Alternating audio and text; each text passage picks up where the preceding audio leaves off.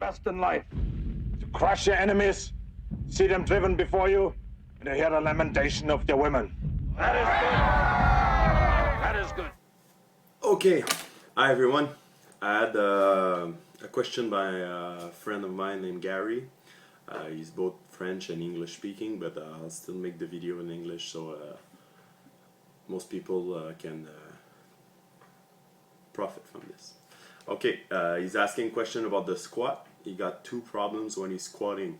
He's having one knee going inward while he's going up, and he's also having a hard time keeping his upper back tight, and his shoulder are not even when he's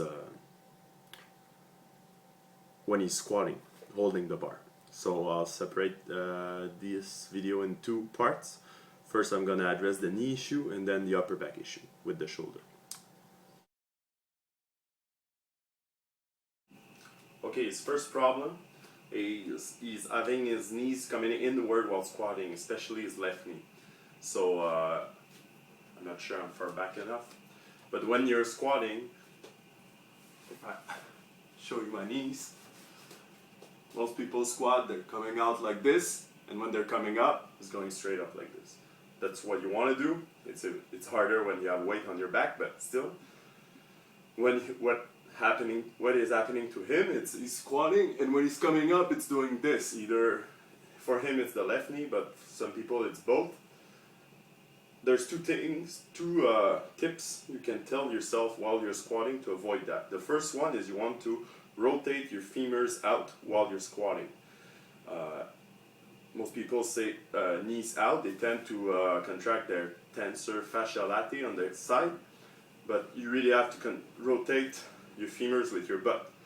And because you're having weight on your back, your knees will stay straight in the line of your feet.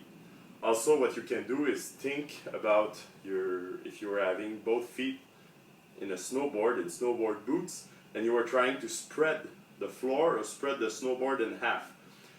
So you really want to have your weight on the side of your feet.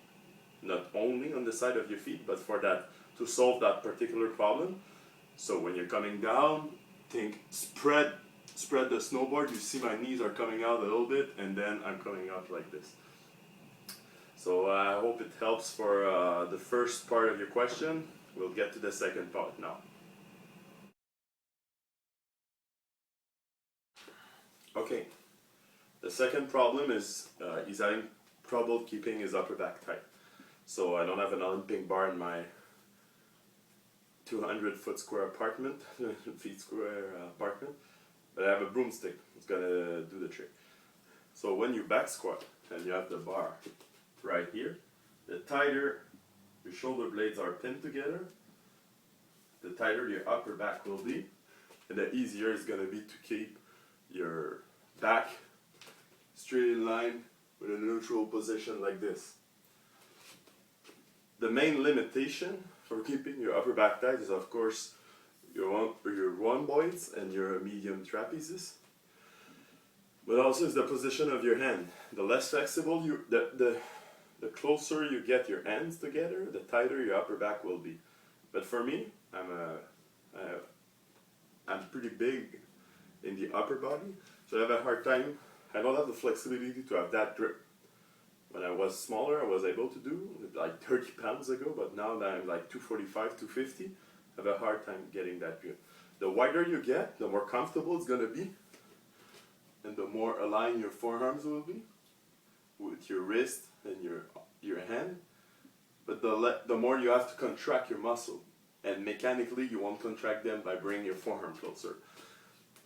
So you have to test this, and if you do some warm-up set, you can go wider, and as you come during your workout set, every time you grip the bar a little closer to find where you can go without screwing up your upper back. Also, I've changed that recently.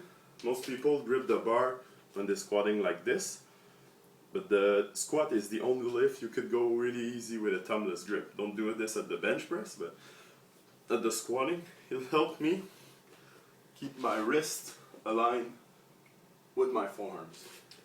So I hope it helped. Hope it helped a few other people. I know it's it's common problems. So if you have any other question, feel free to ask.